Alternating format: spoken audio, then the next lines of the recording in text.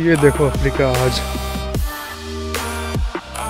आज मौसम इतना शानदार बना है और मैं बीच पे आया हूँ और आप देख सकते हो नज़ारे।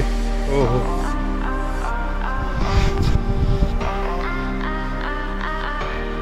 पानी देखो आप, कितना क्लीन पानी है। ये देखो आप, ये देखो बादलों और पहाड़ों के बीच में लेक तंगानिका की खूबसूरती।